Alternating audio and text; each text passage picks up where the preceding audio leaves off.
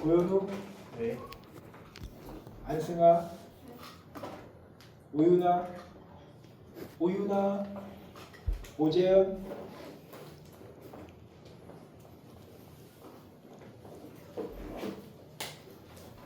자, 저번 시간에 이어가지고 진도를 나누도록 하겠습니다. 저번 시간에 이제 주요 개념들 배웠고요. 이제는 이제 그 리튬 이체 쪽으로 넘어가지고 오늘 이제 양극 쪽 이제 시작할 겁니다. 저번 주에 마지막으로 이런 거 배웠죠. 우리 일반적으로 리튬 이체전지에 보통 많이 볼 수 있는 그래프들입니다. 리튬 이체전지가 리튬을 기준으로 하기 때문에 보통 리튬을 0볼트로 잡아요. 요거를 음의 볼트로 기준을 잡아주는 거죠. 그 음극 기준을 잡아주는 거죠. 실제로 그 표준수 환원 전위에서 볼 때 리튬의 환원 전위 같은 경우는 여기 그래프를 보게 되면 마이너스 3.05를 찍고 있습니다. 그러니까 엄청나게 큰 마이너스 값이죠. 그 포인트를 0으로 우리 잡고 기준을 잡는 겁니다. 그리고 그거에 대해서 양극은 뭐 보통 이쪽 위쪽에 플러스 포인트를 찍고 있고 음극 쪽은 이쪽에 낮은 쪽에 그 전압 포텐셜을 가지고 있다고 얘기를 하죠. 자, 오늘은 먼저 배워볼 게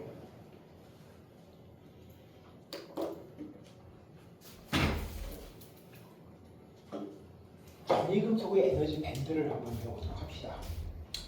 갑자기 이차전지를 하다가 갑자기 왜 전이금속의 에너지 밴드를 하느냐라고 궁금할 것 같습니다. 그러면 먼저 왜 우리가 전이금속의 에너지 밴드 구조를 배워야 되는지를 우리가 먼저 생각을 해봐야 되겠죠. 자, 우리 앞에서 이런 거 배웠죠. 이차전지 충방전 메커니즘 같은 걸 배우면서 이차전지의 충방전 될 때 어디서부터 전자가 빠져나오느냐를 한번 생각해보면 요 전이금속으로부터 전자가 빠져나왔습니다. 요 전이금속, 리튬 코발트 옥사이드 같은 경우 코발트, 우리 앞으로 배울 다양한 양극 물질 쪽에 전부 다 전이금속이 들어가 있는데 전부 다 그 전이금속으로부터 전자가 빠져나와요. 자, 그럼 우리가 생각하는 우리가 이렇게 보통 표현하잖아요. 양극의 포텐셜이 어느 정도 되고 음극의 포텐셜이 어느 정도 되고 그러면 양극과 음극 사이에 이 포텐셜 차이가 흔히 얘기하는 우리가 배터리의 전압이죠. 배터리 전압이 뭐 4V나 3.5V, 3.7V 이런 얘기 하잖아요. 그게 결국 양극과 음극 간의 포텐셜 차이 아닙니까? 자, 그럴 때 이 양극의 포텐셜이라고 얘기하는 거는 결국 뭐냐를 우리 한번 생각해 볼 필요가 있을 거예요. 그럼 자, 양극 포텐셜, 우리 포텐셜 하는 거 보통 얘기하는 게 뭐의 포텐셜이냐? 우리가 생략해서 얘기하지만 전부 다 전자의 포텐셜이죠. 포텐셜이 높다, 낮다 뭐 이런 것도 여러분 시험에 여러분 클래스에 나왔나? 다른 클래스에 나왔나? 내가 모르겠는데 시험에도 나왔는데 거기에 도대체 무슨 포텐셜이에요? 쓰는 애도 있더라고. 문제지. 전자의 포텐셜이지. 전자의 포텐셜이잖아요. 결국 양극 포텐셜이라고 하는 게 전자의 포텐셜이지 뭐 리튬의 포텐셜 아닐 거 아니야. 여기서 전자의 포텐셜. 그럼 어떤 거의 전자의 포텐셜이냐? 전이금속으로부터 전자가 빠져나왔잖아요. 그 중에 자, 코발트에서 빠져나온다고 해도 코발트 안에 전자는 수도 없이 많이 들어가 있겠죠. 자, 그 중에 어떤 전자가 먼저 빠져나오냐를 우리 생각해보면 그 중에 에너지 스테이트가 제일 높은 전자가 먼저 빠져나오겠죠. 자, 그러면 우리가 양극의 포텐셜 하는 건 결국 뭐냐? 잘 따져보면 그 양극에 있는 전이금속 안에 있는 전자 중에 에너지 스테이트가 제일 높은 놈의 포텐셜이 얼마나 되느냐를 얘기를 하는 겁니다. 결론적으로 잘 따져보면.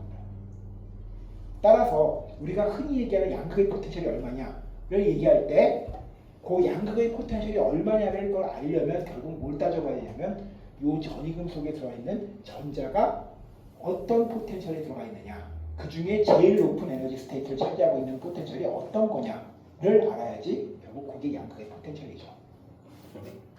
그렇기 때문에 전이금속의 에너지 밴드를 배우는 겁니다.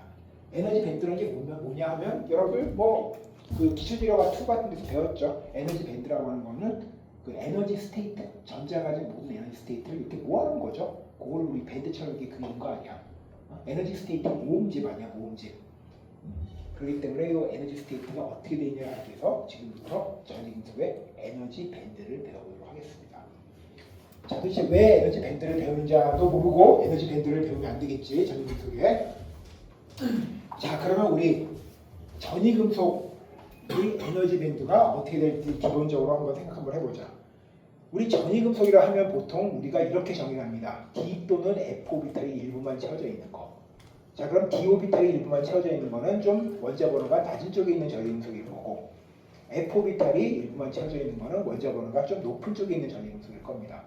자, 그럼 우리가 높은 쪽에 그 원자 번호 좀 높은 쪽은 아무래도 무겁고, 그러다 보니까 양극을 만약에 만든다면 만들기 안 되는 건 아닙니다. F 오비탈이 일부 채워져 있는 전이금속 갖고 양극을 만들 수 있는데, 일단 무겁고 또 한 가지 값이 비싸요.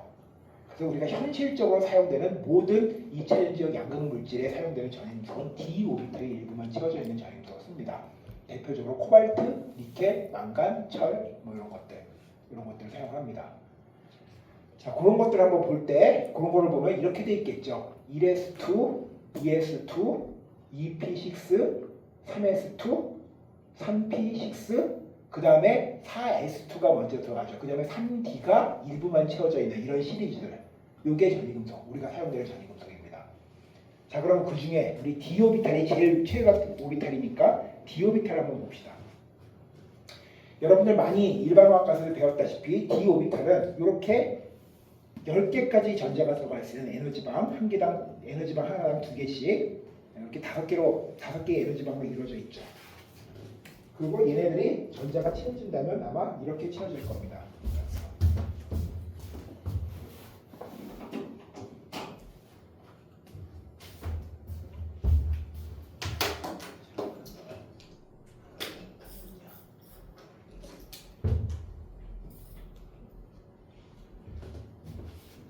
에너지방이 이렇게 5개가 있다면 우리 푼트의 법칙 여러분 많이 배웠죠? 고등학교 때부터 배웠을 거라고 생각합니다. 이렇게 먼저 전자가 채워지잖아. 2, 3,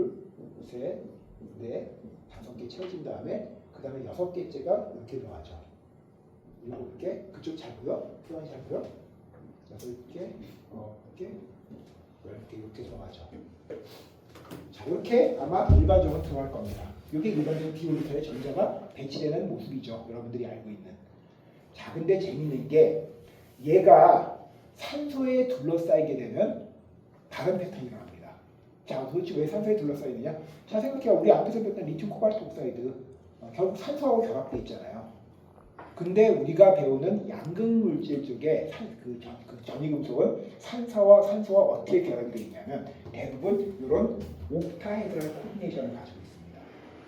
우리가 배우는 거의 모든 양극 물질이 다 이런 옥타헤드럴 코디네이션을 갖고 있어요. 이제부터 많은 양극 물질을 계속 배울 건데 싹 다 우리가 수업 시간에 학부 수업 시간에 배우는 양극 물질 다 이런 옥타헤드럴 코디네이션을 갖고 있어요. 안 가진 것도 몇 개 있었는데 우리 학부 과정에서 안 다룹니다. 학부 과정에서 안 다룬다는 거는 일상적이지 않은 양극 물질이라는 얘기가 되겠지. 일상적인 양극 물질은 다 이런 옥타헤드럴 코디네이션을 갖고 있습니다. 자, 그럼 이 옥타헤드럴 코디네이션 도대체 뭐냐? 요거죠.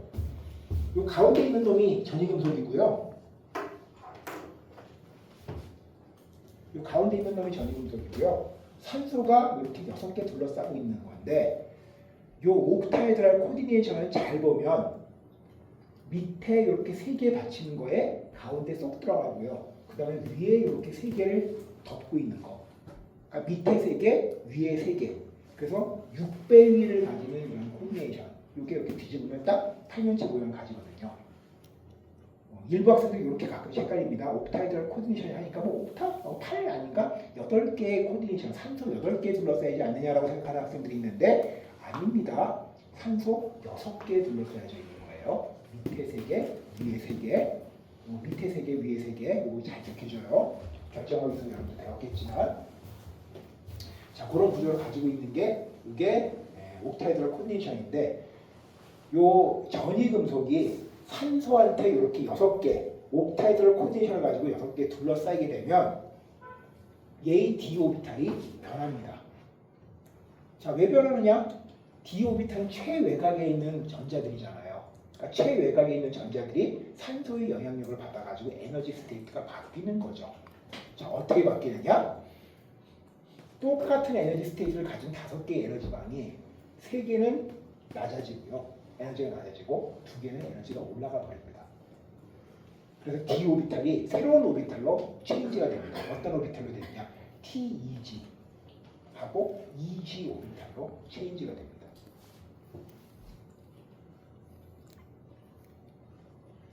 자, 이런 거를 우리 흔히 말하는 스플리트, 에너지가 스플리트 된다, 이렇게 퍼진다, 찢어진다, 뭐라고 표현해야 되나? 스플리트가 우리나라 말로 어떻게 표현할지 잘 모르겠는데 찢어진다 뭐 이런 뜻이죠. 스플리트 된다고 표현해 줍니다. 자, 이렇게 에너지가 스플릿이 되면 이제는 전자가 채워 들어가는 게 바뀌게 돼 있죠. 왜 바뀌느냐? 자, 두 개는 이제 에너지가 높잖아. 두 개는 에너지가 낮은 상태에 있고. 자, 그럼 전자가 어떻게 채워지느냐? 여기서는 하나하나 5개를 다 채운 다음에 6개째 채우기 시작했지만 여기서는 하나, 둘, 세 채운 다음에 4개가 일로 들어가지 않죠. 일로 들어가죠. 4개, 5, 6개 해서 첫 번째 TEG 오비탈 먼저 깔끔하게 채워줍니다. 에너지가 낮은 쪽부터 채우는 거잖아. 그 다음에 EG 오비탈로 올라갑니다. 7, 8, 9, 10 이렇게 전자들이 채워지겠죠. 자, 이게 양극물질에 전이금속 들어있는 전이금속의 오비탈의 배치라고 우리가 생각을 해준대요. 자, 그럼 오비탈이라는 것 자체가 에너지 스테이트를 나타내는 거 아니겠습니까? 전자 에너지 스테이트. 자, 그럼 그걸 가지고 우리 리튬 코발트 옥사이드, 대표적인 양극물질이라고 하면 리튬 코발트 옥사이드의 전자 배치 에너지 밴드를 한번 생각 한번 해봅시다. 자, 리튬 코발트 옥사이드, 여기 있는 전이금속 코발트. 자, 코발트 원자번호 27번입니다. 그러면 전자 배치가 코발트 혼자 원자로 상태로 있을 때 이런 배치가 있죠. 1s2, 2s2, 2p6, 3s2, 3p6, 4s2, 3d7 가질 겁니다. 27개. 자, 근데 문제는 얘는 리튬 코발트 옥사이드 안에서는 코발트가 3가가 되겠죠. 그럼 전자 3개가 떨어져 나가겠지. 어디서 떨어지느냐? 여러분들 일반학에서 배웠을 겁니다. 첫 번째 4s2에서 떨어져 나가고요. 3d7에서 1개 떨어져 나가죠. 그러면 코발트 3가가 됐을 때 전자 배치는 3d6가 됩니다.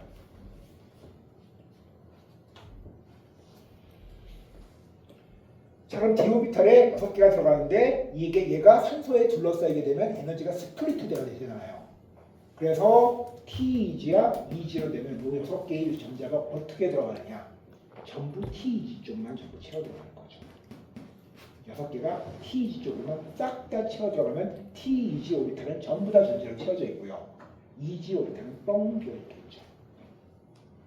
자, 그럼 이건 오비탈이잖아. 에너지 스테이트 하나. 근데 얘가 여러 개가 모이면 에너지 밴드가 되겠죠. 그러면 요거 EG가 가지는 에너지 밴드를 이렇게 그려주고 TEG가 만드는 에너지 밴드를 이렇게 그려줍시다. 그랬을 때 TEG는 전부 다 채워져 있겠죠. 반면에 EG는 깔끔하게 비어 있을 겁니다. 자, 그러면 리튬 코발트 옥사이드의 전이금속이 가지는 에너지가 제일 높은 포인트는 어디냐? 여기죠. 그죠? 전자가 제일 가지는 에너지가 높은 포인트. 그러면 그럴 때 바로 이때 이 양극, 리튬 코발트 옥사이드의 양극이 가지는 흔히 말하는 포텐셜은 어떤 거냐? 요건 거지. 응? 포텐셜은 전자의 포텐셜이잖아. 얘가 제일 높잖아. 이게 양극의 포텐셜이 되는 거지. 그렇잖아요. 이게 양극의 포텐셜이 되는 겁니다. 그리고 요거를 우리가 보통 페르미 레벨이라고 선을 딱 그어서 얘기를 해주죠. 페르미 레벨의 정의, 여러분들 아마 들어봤는지 모르겠는데 기출기로 같은 데 배웠나? 페르미 레벨의 정의, 전자가 채워져 있는 제일 높은 에너지 포인트가 페르미 레벨의 정의죠. 전자가 채워져 있는 제일 높은 포인트. 그래서 여기서는 전이금속, 즉 코발트의 페르미 레벨은 그거 자체가 양극의 포텐셜이라고 우리가 얘기해 줄 수가 있는 거죠.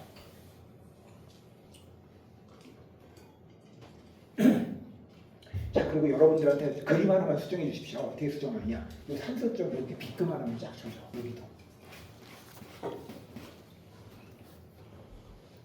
비금 하나 주죠. 무슨 뜻이냐? 전자가 꽉 차 있다는 뜻입니다.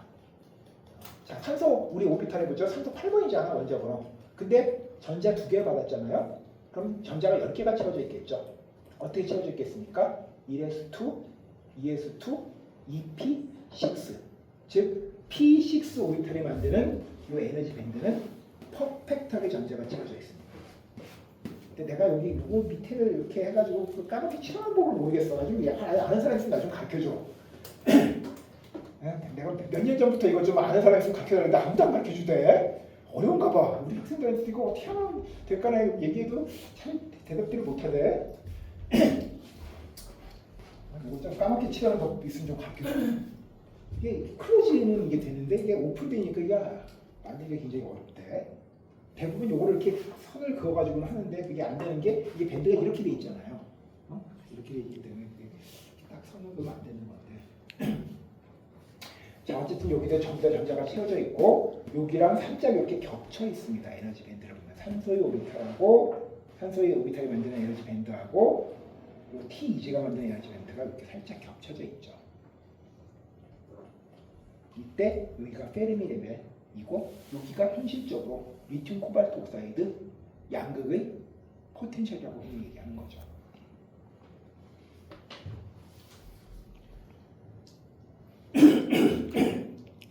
자, 이제부터 뭐 굉장히 다양한 양극 물질들을 배울 건데 다른 양극 물질 한 번만 체크 한번 해봅시다. 이거는 리튬 니켈 옥사이드라는 양극 물질입니다. 리튬 코발트 옥사이드하고 리튬 니켈 옥사이드 구조는 똑같아요. 차이는 뭐냐? 코발트 자리에 그대로 니켈이 치환돼서 들어간 겁니다. 코발트 자리만 니켈로 살짝 바꾼 거야. 자, 그러면 이 니켈은 원자번호 28번이죠. 원자번호 한 개밖에 차이가 안 납니다. 자, 그러면 여기 똑같이 니켈 3가가 될 거고 이 니켈 3가 같은 경우는 d 오비탈이 전자가 7개가 들어갑니다. 자, 전자가 7개 들어갈 때 우리 전자 채우는 거 요 안에 집어넣으면 T2G 오비탈에 6개 전자를 집어넣을 수가 있겠죠.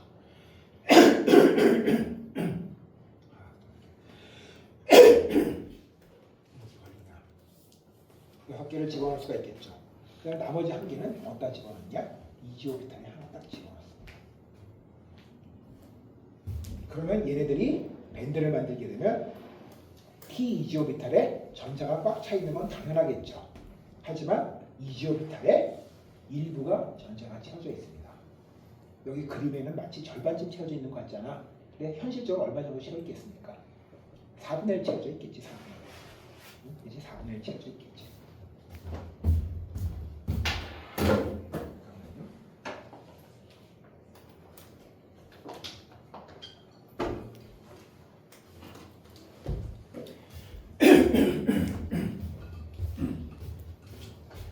T25오비탈 쪽에 이만큼 전자가 채워져 있고 에너지가 제일 높은 전자의 포인트 여기가 되겠죠.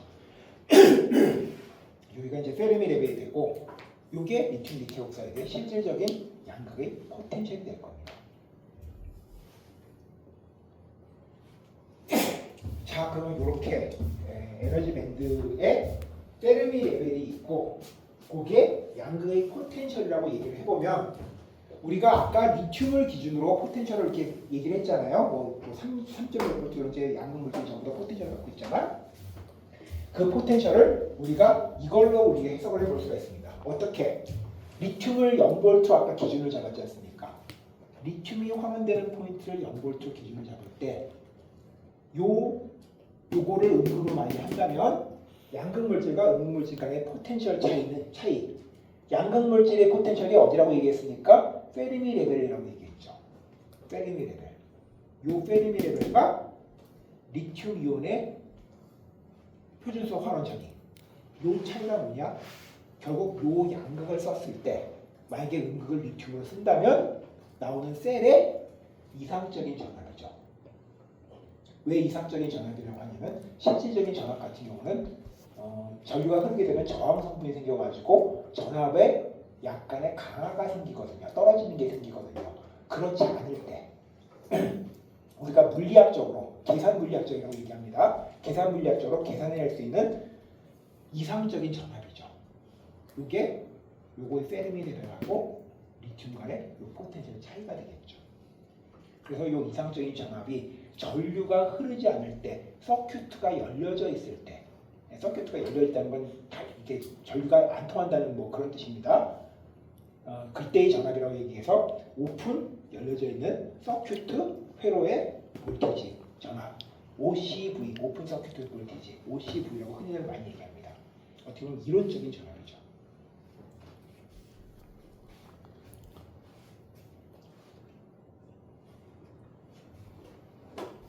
그래서 이 이론적인 전압 같은 경우는 우리 아까도 얘기했다시피 계산 물리학 하시는 분들은 그냥 계산해서 얘는 몇 볼트 나온다 계산을 해낼 수가 있습니다. 자, 그래서 이게 이제 계산하는 거를 쫙 우리 그래프로 한 거야. 그러면 교수님 뭐 예를 들어 리튬 코발트 옥사이드 같은 경우는 계산해서는 뭐 4점 몇 볼트 딱 찍어야 되는데 마치 이렇게 범위를 주고 있는 것처럼 리튬 니켈 옥사이드도 이렇게 나와 있네요. 요거는 뭡니까라고 궁금할 것 같은데 그 이유는 요 앞에 있는 X 포인트입니다. 무슨 얘기냐? NiCO2의 포텐셜 계산 값이 아니라 여기서부터 리튬을 빼가면서 X는 1부터 0 사이겠죠. 리튬이 0부터 1 사이 할 때 이런 전압 범위를 왔다 갔다 거린다는 걸 얘기를 해주고 있는 겁니다. 리튬 코발트 옥사이드 포텐셜을 딱 정할 수가 있어. 정할 수가 있는데 그게 아니라 이거를 충망전하는 과정에 이런 포텐셜 차이를 보여줄 수 있다는 걸 얘기해주고 있는 거죠.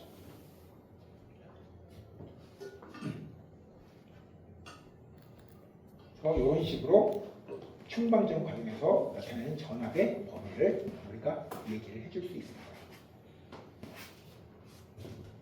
자, 그러면 충방전 할 때 왜 전압 범위는 바뀌게 되는 겁니까? 라는 또 질문을 또 할 수가 있을 거예요. 자, 요거는 여러 가지로 여러분들이 해석을 하고 일부는 여러분들이 기초 전기화학에서 배우기도 했죠.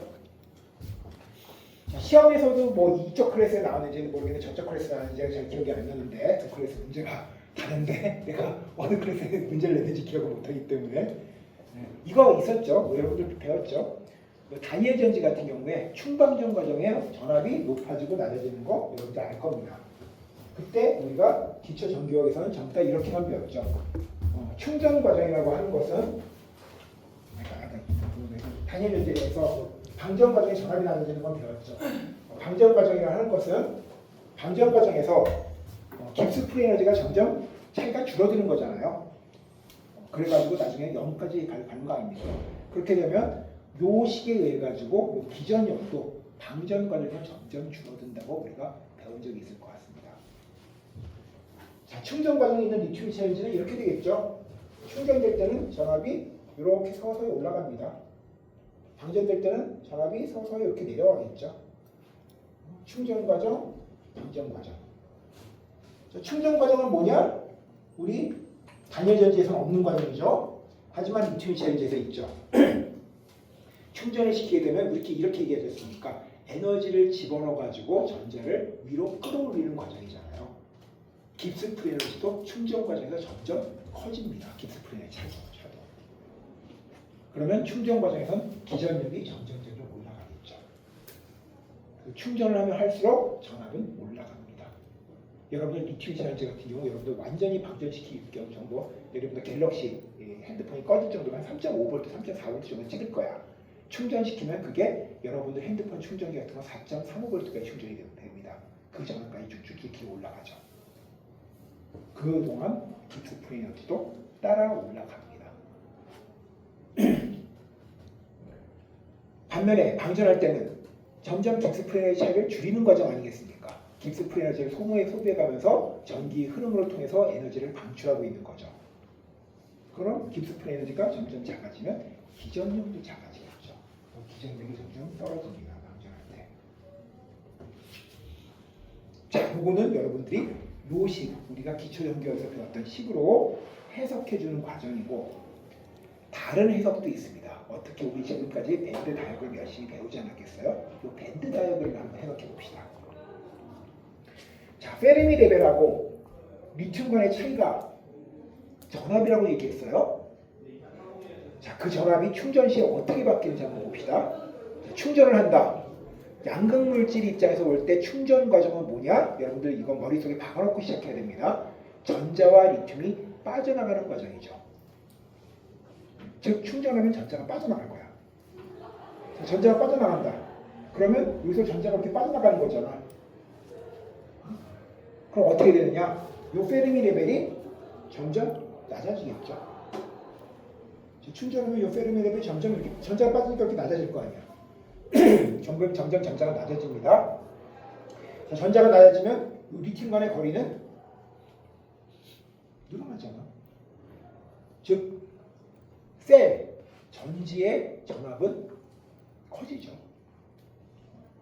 그러니까 충전하면 전압은 커진다가 나오는 거지. 충전하면 전압은 올라간다. 가 나오는 거지.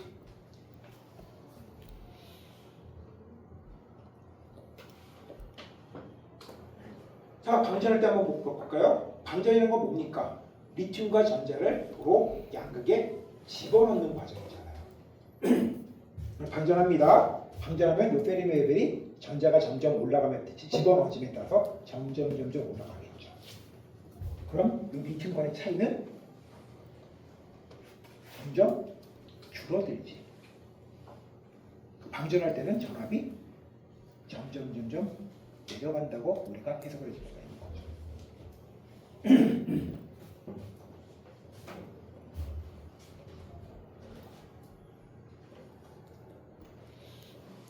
요거 종종 시험에 잘 나옵니다. 그 충방전 과정에서 여러분들이 충전 시에는 전압이 올라가는 현상하고 방전 시에는 전압이 내려가는 현상이 있죠. 요거를 깁스 프리 에너지로도 우리가 해석을 할 수가 있고 에너지 밴드 다이어그램에도 해석을 할 수가 있죠.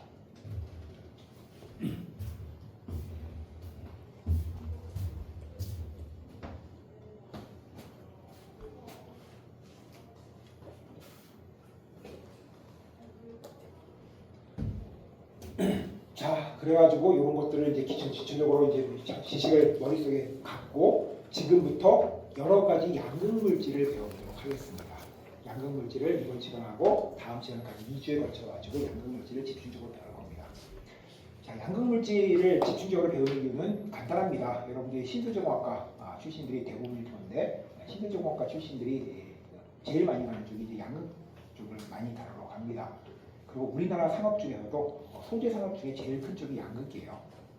에코프로 BM 같은 경우는 우리나라 이제 제일 큰 양극 회사인데 이미 대기업군입니다.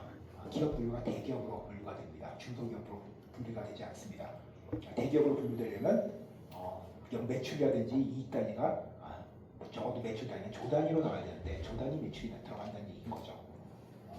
그 정도 할 정도로 큰데 내가 알기로는 아직까지 예를 들어 전해질이라든지 음극 쪽으로 대기업이 시작한 경우는 있어. 예를 들어 포스코 케미컬인가 뭐 이런 쪽이 아마 음극을 만들게 하는데 솔직히 음극 생산량은 미미하고요. 전해질 회사 같은 경우는 중소기업 탄탄한 중소기업은 많은데 대기업군은 없습니다. 그 이유가 2차 엔진과는 소재 회사의 중에서 돈이 제일 많이 되는 데가 양극 쪽이에요. 그리고 세일 제사업 시저 메이커 쪽에 여러분들이 취업을 할 수도 있겠죠. 근데 거기 가서 주로 다루는 것도 양극 쪽을 많이 다루더구만요. 신소재공학과 출신들은. 그래서 양극 쪽으로 이제 포커싱을 맞춰가지고 집중적으로 이제 강의를 구성을 했습니다. 자, 양극 물질을 지금부터 이제 배워볼 건데 양극 물질이 하는 역할은 지대합니다.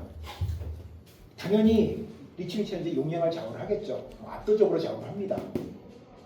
두 번째, 리튬이 이제 사이클 특성을 많이 좌우를 합니다. 충방전 될 때 용량이 많이 내려가는 양극 물질이 있고, 그래서 사이클 특성이 얘는 좋다, 얘는 나쁘다 설명 다 할 겁니다. 양극 물질에 따라 사이클 특성이 좋은 것도 있고 사이클 특성이 안 좋은 것도 있습니다. 어떤 양극 물질을 쓰냐에 따라서 당연히 셀의 특성이 달라지겠죠. 자, 그 다음에 고율 특성. 빠른 속도로 충전 방전이 잘 되느냐, 그게 잘 안 되느냐를 역시 양극 물질이 많이 정합니다. 이것도 잘 되는 양극 물질이 있고 안 되는 양극 물질이 있습니다. 그거 되느냐에 따라 가지고 뭐가 좌우가 되느냐, 전기체를 만든다면 가속이 확 되는 전기체가 있을 거고, 가속이 엑셀을 세게 밟아도 삐질삐질 되는 전기체가 있겠죠. 고율 특성이 좋은 전기체가 엑셀을 밟으면 팡 튀겨나갑니다. 순간적으로 전기를 많이 뽑아줄 수 있기 때문에 때문에. 자, 그 다음에 이 차는 이제 안전성에도 또 큰 영향을 줍니다. 뒤에서 얘기할 겁니다. 이 안전성이 나빠가지고 결국 상용화에 실패한 양극물질이 부지기수입니다. 그리고 지금도 보면 불 잘 나는 전기차 메이커가 있습니다. 걔는 불 잘 나는 양극물질을 씁니다. 그러니까 전지 안전성에 지대한 영향을 주겠죠. 자, 그런 것들을 일단 쫙 하기 전에 간단하게 각각의 양극물질 퀵 리뷰 먼저 하고 그 다음에 직접 그것들을 하나하나 체크를 한번 해보도록 하겠습니다. 자, 여기 이제 표에 나옵니다. 여기 제너레이션이라고, 제너레이션 약자예요. 세대죠. 1세대 양극물질. 뭐 보통 이렇게 표현하잖아요. 뭐 1세대 뭐 무슨 제품, 2세대 제품, 3세대 제품 이렇게 표현하잖아요. 1세대 양극물질, 리튬 코발트 옥사이드 하나입니다. 그 다음에 2세대 양극물질, 다양한 양극물질들이 있는데 얘네들은 전부 다 상용화가 됐습니다. 그 다음에 3세대 양극물질 이런 것들이 보통 있는데 이런 것 중에 일부는 상용화가 됐고 일부는 상용화가 안 됐습니다. 여전히 연구 중인 것도 있고 상용화를 하려고 지금 학계에서 연구하는 것들도 있습니다. 자, 첫 번째 1세대 양극물질 리튬 코발트 옥사이드. 바로 이 리튬 코발트 옥사이드를 만드신 분이 노벨 화학상 수상자 구디노프 교수님이십니다. 흔히 말하는 2차 여지업계에 태산 붙으셨는데 최근에 자꾸 하셨죠. 백세 뭐 나무 위키 같은 거 여러분들 종종 보잖아요. 거기 한번 찾아보면 이분이 아마 생일 며칠 전인가 뭐 며칠 남기시고 뭐 100일세 생일 100세도 아니고 100일세 생일 며칠 남기시고 그러니까 100세에 돌아가신 거지. 돌아가셨다고 그래요. 백수 하셨죠. 백수. 대단하신 분입니다. 내가 알기로는 돌아가시기 몇 달 전까지도 연구하셨다고 합니다. 자, 그분이 만든 게 리튬 코발트 옥사이드고 이 리튬 코발트 옥사이드가 1992년 소니가 맨 처음에 리튬 이온전지를 상용화시킬 때 또 당연히 썼고요. 그다음에 우리나라가 1998년도 리튬 이온전지를 상용화시킬 때도 당연히 썼고요. 심지어 언제까지 썼느냐? 2010년도 전대 10년대 그 전까지는 거의 100% 리튬 코발트 옥사이드를 썼습니다. 그 이후에도 2010년대 초반까지도 여러분 핸드폰에는 리튬 코발트 옥사이드가 거의 대부분 들어갔어요. 그만큼 한 20년 이상을 양극물질을 싹 쓸었던 물질입니다. 자, 얘가 그렇게 싹 양극물질을 쓸 수 있었던 이유 여러 가지 장점이 있겠죠. 첫 번째, 리튬 코발트 옥사이드는 굉장히 합성이 쉽습니다. 합성이 쉽다는 건 뭐냐면 리튬하고 코발트를 1대1로 몰피잖아. 리튬 코발트 옥사이드 1대1로 그냥 맞춰가지고 열처리 대충 시키면 그냥 나옵니다. 흔히 회사에서 이렇게 얘기합니다. 리튬 코발트 옥사이드는 발로 만들어도 만들 수 있다 라고 표현할 정도로 굉장히 잘 만들어집니다. 그 이유인즉 뒤에서도 나오겠지만 이 코발트가 삼가가 되는 걸 좋아해요. 근데 리튬 코발트 옥사이드 코발트가 삼가잖아. 코발트가 삼가가 되는 걸 좋으니까 굉장히 합성이 잘 됩니다. 그리고 이 리튬 코발트 옥사이드는 전자 및 이온 전도도가 굉장히 좋습니다. 양극물질 치고는. 그거는 뭐냐? 고율 특성, 율속 특성, 빠른 속도로 전자를 뽑아내는 능력 이게 좋다는 걸 의미합니다.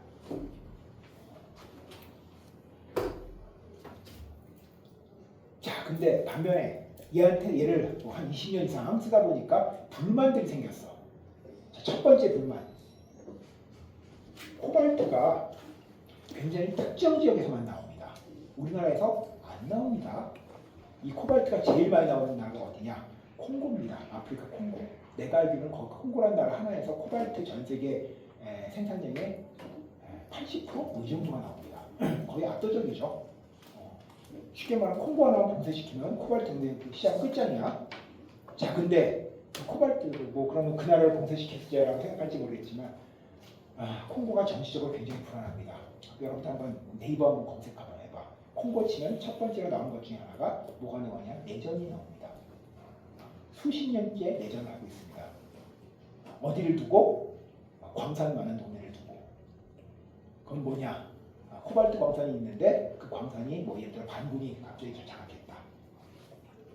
코발트 값이 춤을 춥니다. 국제 코발트 값이 춤을 춥니다. 정말로. 갑자기 뭐 2배 뛰고 농담이 아니에요. 정말 갑자기 2배 뛰고 환장을 해요. 그리고 또 한 가지, 그 코발트 공사의 또 상당 부분을 지금은 중국이 또 가지고 있다고 합니다. 중국이 다 샀어. 웃긴 얘기지만 전부군도 반군도 그 코발트 광산을 일부씩 갖고 있는데 그거를 다 중국한테 팔아먹어서 무기라는 이런 걸로 다 바꿨다고 합니다. 들리는 얘기에 따르면. 근데 전쟁을 생각하면 대충 감이 오지 않습니까? 어떤 상황인지. 그런 상황은 어쨌든 그렇습니다. 자, 그러다 보니까 코발트 값이 불안정하고 값이 당연히 비싸겠죠. 그리고 또 공급량이 굉장히 불안정합니다. 자, 두 번째, 코발트는 극동 물질입니다. 내가 항상 이걸 설명할 때 항상 하는 얘기가 있는데 코발트의 독성은 어느 정도냐면 여러분들 왜 사각 같은 때 보면 왜 사약 나오잖아. 사약의 주성분은 뭐냐면 비소입니다. 아스나이드 AS. 그 독성하고 비슷하다고 내드는 것 같습니다. 내가 독성을 잘하는 사람은 아닌데 걔 독성하고 비슷하다고 생각해요. 이 코발트를 퍼먹는다는 거는 상상을 할 수가 없습니다. 직사야 직사. 물론 퍼먹지 않겠지. 하지만 이 코발트 같은 거 쓰다가 코발트 가루가 콕 같은 데 이렇게 들어갈 수도 있잖아요. 우리 실험실에서는 이 코발트를 쓰는데 애들한테 굉장히 조심하라고 얘기합니다. 조그만 가루가 들어가도 그 학생의 수명을 몇 년을 깎아먹습니다. 그래서 여러분들이 이제 실험을 안 하는 세대인데 미안하게 생각합니다. 전지 실험이 이렇게 키가 안 맞아서 못했죠. 근데 실험할 때도 내가 이 코발트를 안 씁니다. 학부학 실험에서 겁나가지고 내가 겁나가지고 학생들 명수 깎아먹을까 봐 그만큼 위험합니다. 자, 근데 내가 오늘 굉장히 강조하고 싶은 얘기가 있어요. 이거 하나 여러분들이 꼭 알고 많은 사람들한테 좀 전파해줬으면 좋겠습니다. 되도록 많은 사람들한테. 자, 뭐냐? 여러분들 옛날에도 핸드폰 썼잖아. 고등학교 다닐 때도 핸드폰 썼잖아. 그 핸드폰에 리튬 코발트 옥사이드 들어가 있는 핸드폰 배터리 잔뜩 들어가 있거든요. 그게 여러분 대부분 서랍속 같은 데 보관되어 있는 사람들이 대다수일 겁니다. 그거를 함부로 제발 쓰레기통에 넣지 마십시오. 솔직히 그 많은 쓰레기를 무슨 수로 분리수거를 해. 쓰레기 가져가는 아저씨들이 그냥 갖다 묻겠죠. 그냥 갖다 묻으면 거기서 침출시 나와가지고 강 흘러내리고 그 토양 오염시키는 거 상상을 하고 싶지가 않습니다. 아는 사람 입장에서 정말 끔찍해. 솔직히 얘기하면. 자, 근데 여러분들 알잖아. 그 배터리 패킹 깔끔하게 돼 있잖아요. 그거 솔직히 그 패킹, 플라스틱 패킹까지 포함하면 그거 1년 내에 절대 안 망가져요. 언제 망가지느냐? 한 30년, 40년 뒤에 망가지거든요. 여러분들 어른 됐을 때 그거 다 흘러나갈 겁니다. 그거 함부로 버리면. 나는 그때 없을지도 몰라. 그래서 좋아. 나는 괜찮아. 까지 버려. 그쵸? 여러분 30년, 40년 가면 죽을 거야? 아니잖아. 나는 괜찮아. 근데 내 애가 걱정됩니다. 그러니까 제발 그거는 어떻게 버리면 되냐면 여러분들 그 아파트 단지나 이런 데 보면 그 배터리 분리수거하는 데가 다 있습니다. 제발 걷다 갖다 버리세요. 그럼 분리수거 해줍니다. 우리 아파트는 나는 없어요. 그러면 좋습니다. 우리 1층 내려가면 저기 그 공대 커피 시작해 있잖아. 거기 앞쪽에 보면 거기 분리수거하는 거 전지 모으는 데 있어. 걷다 집어넣어요. 제발 그거를 그냥 쓰레기통에 막 집어넣지 마십시오. 쓰레기 봉투다가 넣는 거 그냥 그대로 붙입니다. 그거 그렇지 않겠어?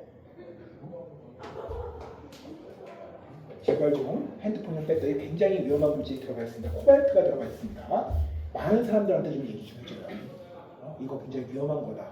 환경오염의 직방이다 라고 좀 얘기 좀 해주십시오. 사실입니다. 그래 하기 싫으면 맘대로 해. 어차피 그 패킹까지 깨지려면 나 죽은 다음에 깨질 거야. 내가 살고 우리 가족을 살립시다. 자, 이게 1세대 코발트 물질은 극성 물질이고, 그리고 또 용량이 조금 아쉬웠어요. 용량이 얼만큼 아쉽냐?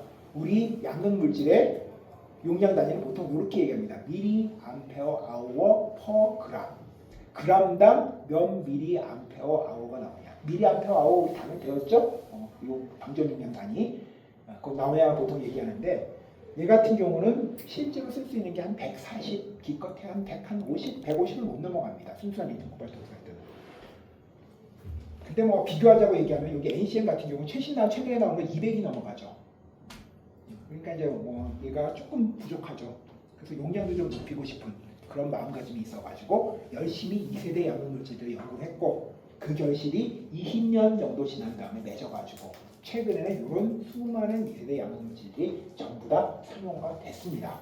그래서 현재 활발하게 쓰이고 있습니다. 자, 첫 번째 상용화된 거.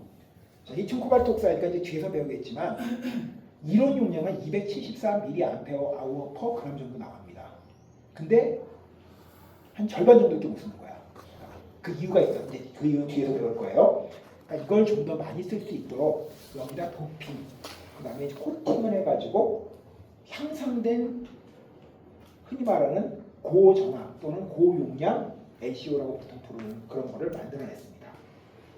얘 같은 경우는 얘는 한 145 이쯤밖에 안 나가는데 얘 같은 경우 한 170mAh/g까지도 갈 수 있게 만들었습니다. 그래서 한 몇 년 동안 얘가 반짝했죠. 근데 그러다가 바로 다른 물질들로 대체돼 버렸습니다. 이유인즉 여전히 코발트는 비싸고 여전히 공급이 잘 안 되거든. 코발트를 좀 적게 써보자 하는 농도들이 다른 양극 물질 쪽으로 계속 연구를 하는 원동력이 됐죠. 자, 그러다 보니까 짠 나타난 게 NCM이라는 스타 양극 물질이 나타났습니다. 자, 우리나라는 NCM 왕국이라고 보통 불립니다. 우리나라가 NCM을 제일 잘 만들어요. NCM을 이용한 셀 기술 전 세계 넘버1입니다. 자, 그 이유. 요 NCM은 뭐의 약자냐? N, 니켈, C, 코발트, M, 망간의 약자입니다. 세 가지 전이금속이 들어갑니다. 어디에?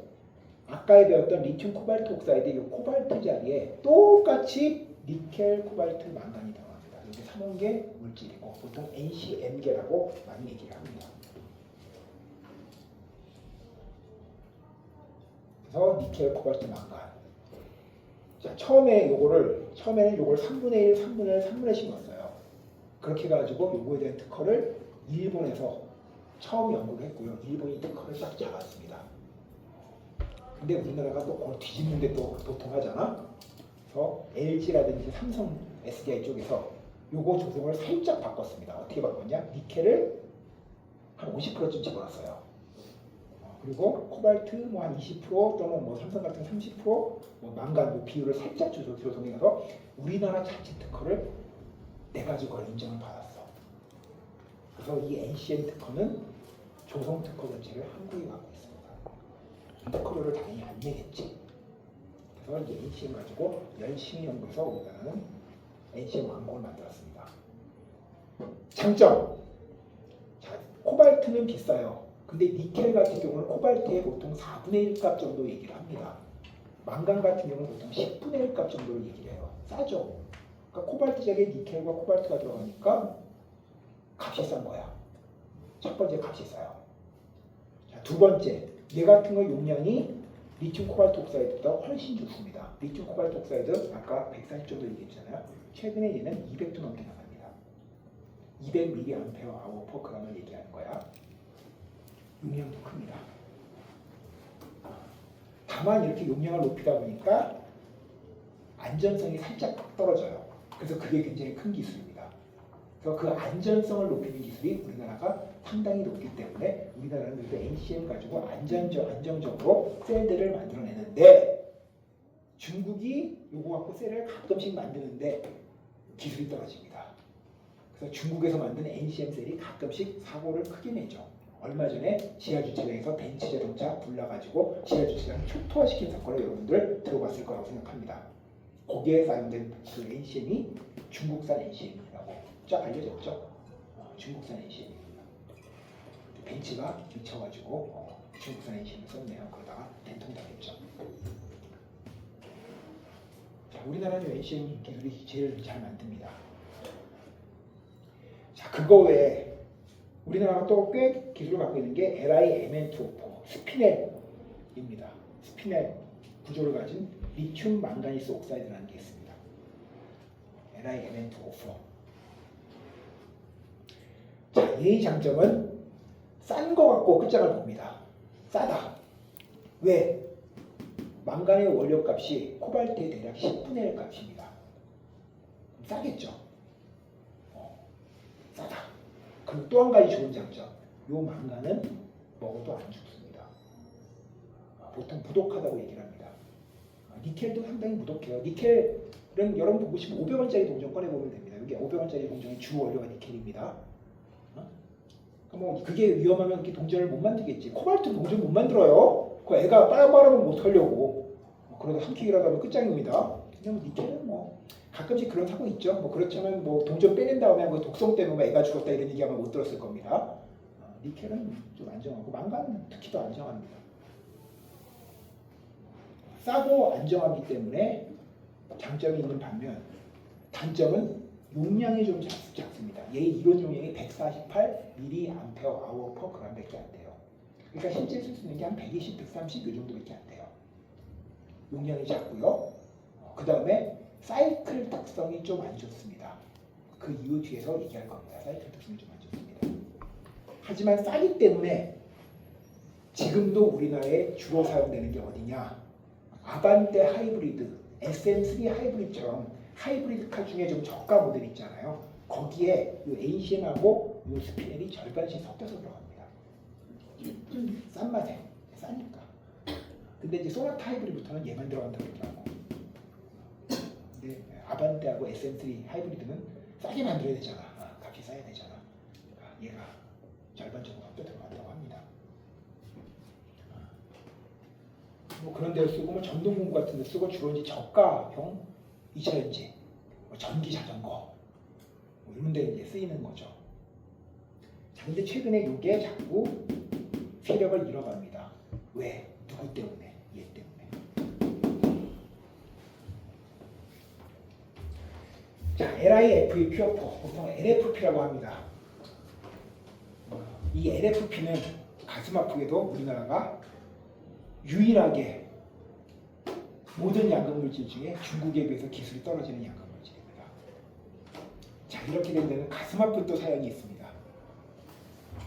자, LIFE 퓨어포를 처음으로 물질 특허라는 게 있잖아요. 물질을 개발한 거. 이 물질 특허를 갖고 계시는 분이 이분입니다. 구인혁 교수님. 근데 물질 특허를 갖고 있다고 얘가 상용화될 수 있는 건 아니죠. 물질 특허는 이미 그 특허 기간 끝났거든요. 근데 상용화되기 위한 어떤 기술 특허가 굉장히 중요한 특허가 있었는데 그게 뒤에서 배우겠지만 카본을 코팅하는 기술입니다. 그 특허를 갖고 있는 게 미국의 아르곤 내셔널 랩에서 연구팀들이 개발해가지고 특허를 냈다고 합니다. 그 연구 그 팀 특허에 이름 들어가 있는 분들 중에 한국 분이 2분이 계십니다. 한 분은 동아대학교 교수님 한 분 계시고 전남대학교 교수님 한 분 계십니다. 둘 다 제가 잘 아는 분들이에요. 그분들 둘이 미국 아르곤 내셔널 랩에 있을 때 미국 특허권을 가져갔어요. 근데 그분이 국제 특허를 당연히 그쪽 팀에서 냈겠지. 낼 때 미친 짓을 하나 했습니다. 내가 지금 생각해볼 때 미친 짓을. 제가 뭐를 했냐? 그 국제 특허를 다 전 세계에 걸었습니다. 미국은 당연히 걸었을 거고, 뭐 캐나다, 뭐 일본, 한국, 유럽 싹 다 걸었는데 그때 무슨 짓을 했냐? 중국을 빼고 특허를 냈어. 지금으로서 상상을 할 수가 없죠. 중국을 빼고 특허를 낸다는 게. 근데 그분이 특허를 낼 때 뭐라고 생각했냐? 중국 같은 나라가 배터리를 어떻게 만들겠냐라고 생각했다고 합니다. 왜 그런 생각을 했는지 이해를 할 수가 없어 지금은. 그렇지만 어쨌든 그 당시에 그렇게 생각을 했대요. 그래서 이거에 대한 특허를 중국에서 뗐는데 그 이후 몇 년 있다가 중국에서 재빨리 요거에 대해서 자국 특허를 걸어버렸습니다. 그러니까 중국 내에서 만들 수가 있는 거지. 자, 그럼 어떤 현상이 있느냐? 우리나라는 LFP를 쓰려면 특허료를 지불해야 되죠. 근데 뭐 때문에 그래? 우리가 요거 물질 특허 갖고 있다고 얘기했잖아. 이거 쓰지 우리나라는. 그러니까 중국은 요거 작업 특허를 갖고 있으니까 얘네들은 이거만 갖고 만들었습니다. 또 한 가지. 중국은 NCM 자꾸 하려니까 기술이 도입하니까 자꾸 차가 불이 나. 안 되잖아. 근데 얘는 좀 불이 안 나거든요. 얘가 안전성에서는 양극물질의 넘버원입니다. 얘를 쓰면 불이 잘 안 나요. 그렇기 때문에 기술이 부족하니까 불이 잘 안 나는 얘를 갖고 있습니다. 근데 한국에서 얘를 안 쓴 이유가 있었거든요. 얘가 용량도 좀 작고 특히 안 좋은 게 가속 능력이 안 좋습니다. 그 고율 특성이 안 좋습니다. 그건 전기체가 가속이 잘 안 된다는 거야. 그래서 지금도 LFP 쓴 차 중국에서도 나오고 요즘 테슬라 모터스에서 나오는데 그 LFP 쓴 차를 하면 가속 능력이 안 좋습니다. 엑셀을 밟아도 NCM 쓰는 것만큼 팡팡 안 튀어나갑니다. 자, 이런 게 있으니까 우리나라 ACM 메이커들은 그러니까 ACM LG나 삼성들은 얘를 좀 하대했어. 무시했어. 저거 하급되는 거, 저 LFP야 뭐 쓸데가 없잖아. 뭐 옛날에 정말 하는 얘기입니다. 정말요. 쓸데가 없잖아. 중국 애들이나 쓰는 거지 뭐. 딱 뭐 이런 느낌. 그렇게 얘기했는데 그거를 확 바꿔버린 양반이 있습니다. 내가 별로 좋아하지 않아요. 옛날에 좋아했는데 요즘 안 좋아하는데 누구냐? 앨런 머스크. 테슬라 모터스 CEO죠. 그 아저씨가 어느 날 갑자기 우리 테슬라 모터스에 LFP 가지고 차를 만들겠다. 선언을 딱 해버렸어. 그 다음부터 갑자기 전 세계 LFP 붐이 불었습니다. 그러다 보니까 중국차가 빵빵 팔리기 시작하고 중국 배터리가 승승장구를 하고 우리나라도 최근에는 이거를 따라가려고 연구를 갑자기 하기 시작했습니다. 근데 기술이 못 따라가. 아직까지. 그래서 나도 요거 연구를 하거든요. 어디하고 얘기하면 하냐면 에코프로 BM하고 같이 연구하는데 에코프로 BM 거기 담당 연구팀장님 이렇게 말씀하십니다. 솔직히 지금 중국을 가격이라든지 기술을 따라가기는 쉽지 않다. 그렇지만 우리가 하는 이유는 미국이 중국산 LFP를 안 살 거기 때문에 뭐 그런다고 그러잖아요. 그러면 우리가 미국 시장을 먹을 수 있다. 뭐 이렇게 하면서 연구할 정도로 중국의 LFP 기술은 전 세계 넘버원입니다. 안타까운 일이죠. 참고로 말하면 그 특허를 거신 분, 그 특허를 얼마 정도 거셨냐고 물어보니까 미국에서 집 한 채 정도 사셨다고 얘기하시더라고요. 근데 안타깝게 그 중에 다른 한 분은 내가 자세히 모르겠고 한 분은 그 2008년 서브프라임 모기지라고 있어요. 그때 싹 날리셨답니다. 근데 만약에 중국에 이걸 특허를 걸었다면 아마 그 지금 은퇴하셔가지고 뭐 카리브 해변 같은 데 가서 아마 휴양하고 계시지 않을까 생각을 해. 열심히 요즘 일하고 계십니다. 내가 알고 있기는. 그때 왜 그걸 안 걸었는지 난 모르겠어. 옛날에 인생을 돌아봤을 때 가장 후회되는 일이라고 하는 얘기를 내가 한번 들은 적이 있어요. 그분한테. 여담이고. 자, 요게 여기까지는 이제 다 상용화가 됐습니다. 자, 그 다음에 3세대 양극 물질로 넘어갑니다. 3세대 물질 중에 제일 먼저 상용화된 건 요게 NCA입니다. 자, 요거는 뭐냐? 자, 코발트 자리에 니켈, 코발트, 요거 NCA는 망간이 들어가잖아요. 망간 대신 알루미늄이 들어갑니다. 그래서 NC 알루미늄의 A를 따서 NCA라고 합니다. 얘의 장점. 얘 같은 경우 니켈 함량이 코발트보다 압도적으로 많거든요. 당연히 리튬 코발트 옥사이드보다 싸겠죠. 그리고 얘의 특이한 장점은 용량이 가장 큽니다. 용량이 NCA보다 더 큽니다. 물론 5회로가 더 크긴 하지만 NCA는 용량이 어쨌든 큽니다. 용량이 대략 어느 정도를 뽑아낼 수 있냐면 200mAh per g 이상을 뽑아낼 수가 있습니다. 처음부터 그랬습니다. 얘는. 그리고 율속 특성이라고 얘기하죠. 그 전기를 많이 뽑아낼 수 있는 특성, 그 특성도 굉장히 좋습니다. 딱 뭐에 맞추냐? 고성능 전기차에 딱 맞춤이죠. 용량 크다. 오래 주행할 수 있다는 거죠. 그다음 율속 특성 좋다. 빠른 속도로 가속된다는 거죠. 그래가지고 이 NC는 현재 어디에 제일 많이 사용되느냐? 테슬라 모터스 고가 모델이 많이 사용됩니다. 첫 번째, 테슬라 모터스 모델 S에 100% 들어갑니다. 모델 S 미니멈 시작 스타팅 가격이 10만 불 이상인 걸로 알고 있습니다. 우리나라 돈은 대략 1억 5천 이상. 그런 데 사용이 되고 있습니다. 자, 그리고 모델 3 있잖아요. 모델 3라든지 모델 Y 같은 거 여러분들 잘 아는지 모르겠는데 모델 Y는 SUV 같은 모델 Y입니다. 모델 3는 조금 작아 보이는 게 모델 3입니다. 유상무 교수님이 우리 과에 모델 3를 타시지. 근데 이제 그런 거에는 두 가지 옵션이 있습니다. NCA 장착된 차를 선택할 수가 있고요. LFP를 장착된 차를 선택할 수 있습니다. 차이점. 얘를 선택하면 차가 일단 장거리가 나가고 엑셀 밟으면 쫙쫙 뻗어나갑니다. 유상원 교수님 요거 타십니다. 내가 몇 번 타봤는데 가속 한번 밟으면 목이 아파. 팍팍 아주 살살 밟으세요. 목 아파. 디스크 걸리겠어. 무슨 느낌인지 알죠? 가속할 때 팍 천천히는 거. 조절하는데 잘 안 되네요. 내 차는 절대 그렇게 안 나가. 근데 뭐 그렇게 가속력이 좋은데 얘는 그렇게 안 나갑니다. 대신 얘가 내가 알기로는 800만 원 정도 차값이 쌉니다. 배터리 값 차이죠. 싸니까. 자, 근데 재밌는 거. 요 테슬라 모터스에서 만드는 NCA를 최근에는 LG화학도 LG 에너지 솔루션 같은 데도 납품을 합니다. 근데 처음에는 전부 전량을 일본에 있는 파나소닉으로부터 받았습니다. 자, 그럼 우리나라 배터리 업체들은 뭐하고 일본만 테슬라 모터스 납품을 했느냐? 여기에는 내가 들은 사연이 있어요. LG화학에 지금은 전무로 계신 분인데 그분이 이제 과장급쯤 될 때 정말 그 회의에 들어갔었던 얘기를 저한테 해줬습니다. 자, 뭐라고 하느냐? 앨런 머스크가 처음에 테슬라 모터스 설립했을 때 우리나라에 왔습니다. 그래서 LG화학, 그 당시에 LG화학이었습니다. LG 에너지 솔루션 독립하기 전에 LG화학이 와가지고 NCA를 써가지고 배터리를 만들어서 납품해달라고 그랬습니다. 그분이 딱 얘기하기에 청바지 것 같대요. 그런 중요한 비즈니스 미팅에 딱 앨런 머스크 갑질 청바지 입고 와가지고 요거 갖고 배터리를 만들어 나가서 납품해달라고 얘기했습니다.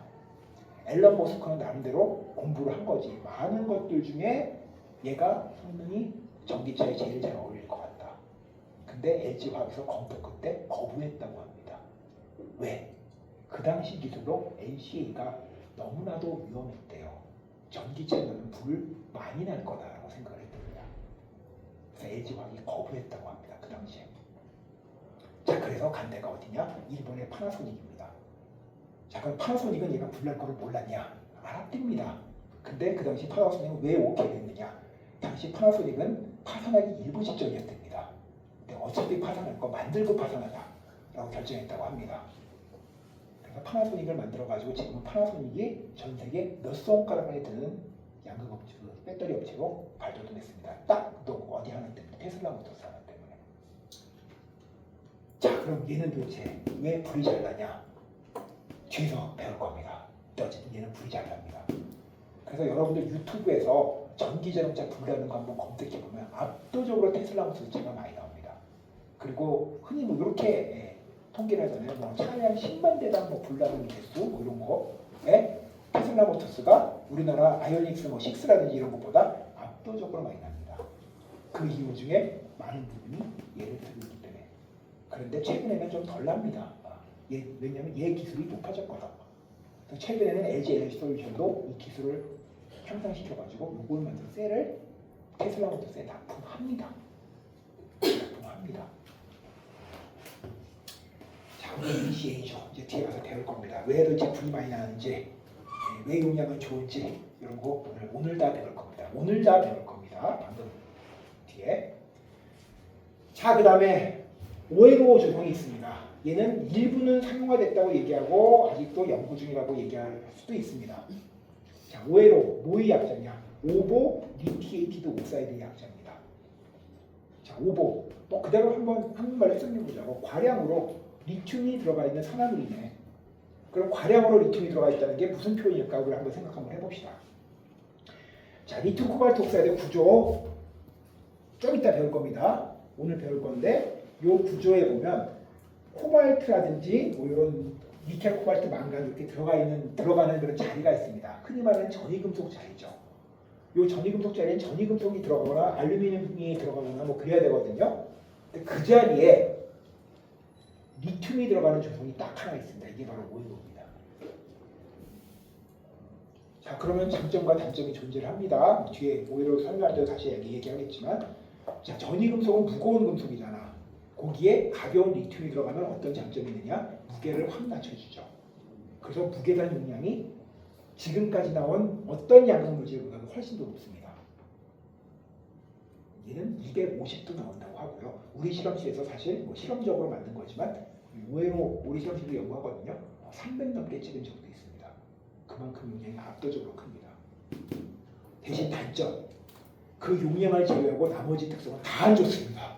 정말로. 첫 번째, 우리 이거 예상할 수 있잖아요. 야, 코발트, 뭐 니켈, 망간 같은 등치가 큰 놈 아닙니까? 자, 등치가 큰 놈이 딱 자리 잡고 있어야 될 자리에 쬐그마한 리튬이 자리 잡고 있어. 그럼 구조가 불안정해지겠죠. 그러면 구조 자체가 언스테이블하겠죠. 그럼 사이클 특성도 안 좋을 거고 열적 특성도 안 좋을 거고 못도 안 좋고 못도 안 좋고 안 좋은 게 줄줄이 나가는 겁니다. 자, 근데 좋은 점은 용량이 크고 또 한 가지 조성에 망간이 거의 대부분이고 코발트 안 써도 돼요. 싸겠지. 최근에는 일부 전동 공구라는 이런 쪽에 쓰인다고 합니다. 근데 아직까지 얘를 전기차에는 못 넣는 걸로 알고 있습니다.